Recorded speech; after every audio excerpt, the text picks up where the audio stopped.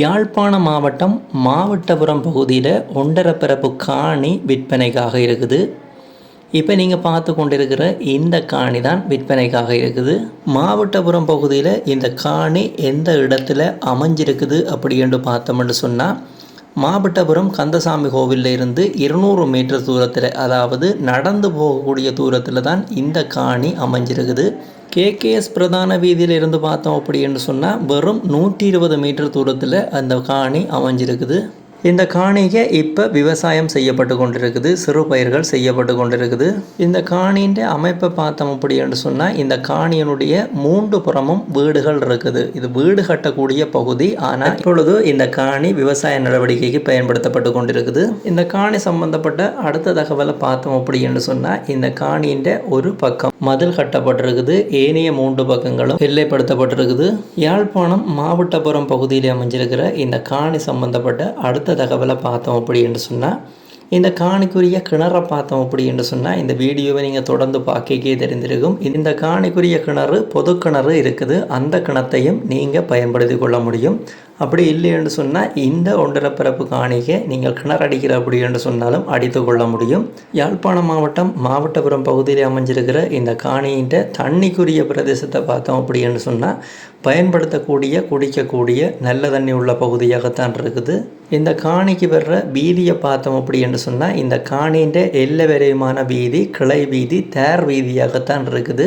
அடுத்ததாக இந்த காணிக்குரிய பொது கிணத்தை பார்த்தோம் அப்படி என்று சொன்னால், இப்போ நீங்கள் பார்த்து கொண்டிருக்கிற இந்த கிணறு தான் பயன்படுத்தக்கூடிய குடிக்கக்கூடிய தண்ணீர். அடுத்ததாக இந்த காணி சம்பந்தப்பட்ட அடுத்த தகவலை பார்த்தோம் அப்படி என்று சொன்னால், இந்த காணிக்கு வர்ற பாதையை பார்த்தோம் அப்படி என்று சொன்னால், கனரக வாகனம் மிகப்பெரிய வாகனம் கூட இந்த காணிக்கு கிட்ட வரக்கூடிய நல்ல அகலமான பாதையாகத்தான் இருக்குது இந்த காணிக்குரிய பாதை.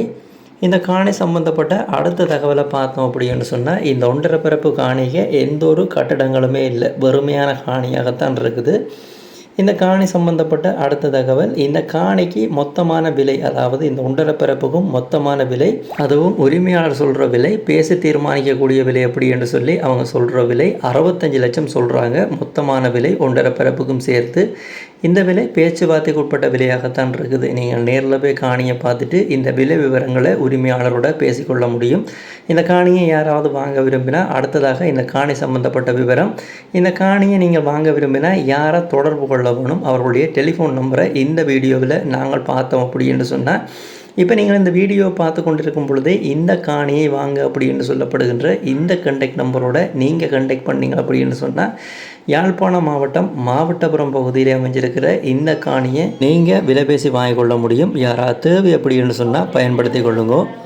இதே போல் உங்களுடைய காணிகள் வீடுகளையும் நீங்கள் விற்பனை செய்யணும் அப்படின்னு சொன்னால், இந்த தளத்தில் விளம்பரப்படுத்தி விற்பனை செய்து கொள்ள முடியும். இப்போ இதில் விழுந்து கொண்டிருக்கிற இந்த கண்டெக்ட் நம்பருக்கு நீங்கள் நார்மல் கோலூடாகவோ அல்ல வைபர் வாட்ஸ்அப் ஊடாகவோ தொடர்பு கொண்டீங்கன்னு சொன்னால், உங்களுடைய காணிகள் வீடுகளை நீங்கள் விற்க போகிறீங்க அப்படின்னு சொன்னால், இந்த தளத்தில் விளம்பரப்படுத்தி விற்பனை செய்து கொள்ள முடியும். யாராவது உங்கள் வீடுகள் காணிகளை விற்க போகிறீங்க அப்படின்னு சொன்னால், இப்போ இதில் விழுந்து கொண்டிருக்கிற இந்த விளம்பர இலக்கத்தை பயன்படுத்தி கொள்ளுங்க. இந்த யூடியூப் தளம் ஒரு விளம்பரப்படுத்துகின்ற தளம் தான். இந்த தளத்தினூடாக நீங்கள் ஒரு வீட்டை காணியை பார்க்குறீங்க, அந்த வீட்டை காணியை போய் வாங்க போகிறீங்க அப்படின்னு சொன்னால், வாங்குறதுக்கு முதல் அந்த வீடுகள் காணிகளுக்குரிய உறுதிகள் தோம்புகள் ஆவணங்கள் என்று சொல்லி அந்த வீடுகள் காணிகளுக்குரிய சட்ட ரீதியான ஆவணங்கள் அனைத்தையுமே செக் பண்ணி பார்த்து வாங்கிக்கொள்ளுங்க. நீங்களோ அல்ல சட்டத்தரணியோடாகவோ ஆவணங்களை செக் பண்ணி பார்த்துக்கொள்ளுங்க. சரிவரை செக் பண்ணி பார்த்து வாங்கிக்கொள்ளுங்க. அதே நேரம் நீங்கள் வாங்க போகிற வீடுகள் காணிகளுக்குரிய பணக்கொடுக்கல் வாங்கலை செய்யக்க அவதானமாயிருங்க. இது எல்லா வீடியோலையும் அறிவுறுத்தலுக்காக சொல்கிறது. இந்த வீடியோலையும் இந்த விஷயத்தை வலியுறுத்தி சொல்லி கிடக்குது. இந்த வீடியோ சம்பந்தப்பட்ட முழுமையான தகவலை தந்துட்டேன். இந்த காணி பற்றிய வீடியோவை நீங்கள் தொடர்ந்து பாருங்கள்.